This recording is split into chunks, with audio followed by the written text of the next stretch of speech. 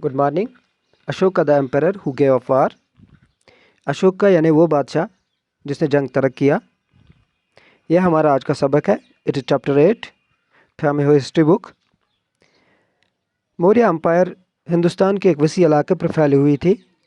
Maurya empire में अहम शहर जो थे वो पाटलिपुत्र थे, उज्जैन थे, टक्सिला थे।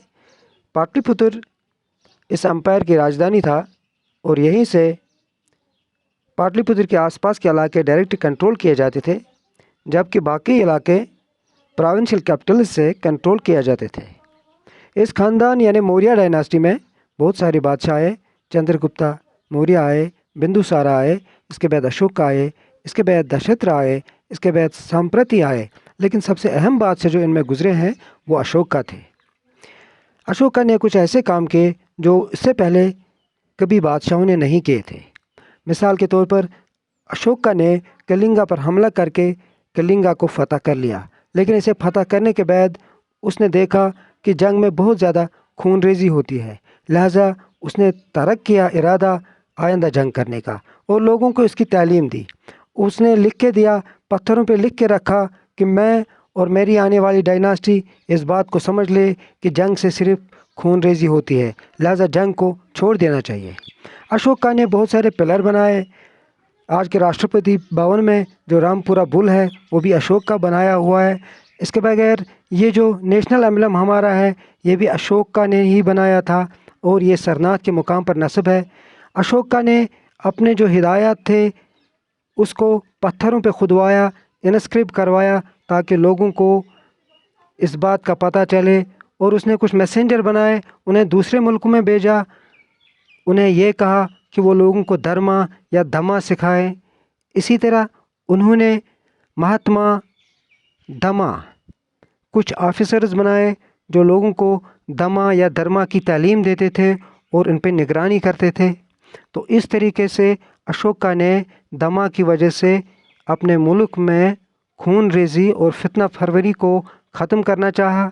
धमा की तालीम या धर्मा की तालीमात ये थी कि किसी जानवर को नुकसान ना पहुंचाया जाए, एक दूसरे को बर्दाश्त किया जाए, मजहबी चीज़ों पर जंगी ना लड़ी जाए। तो इस तरीके से इस धमा या धर्मा के पैगाम को अशोका ने सारी दुनिया में फैलाया।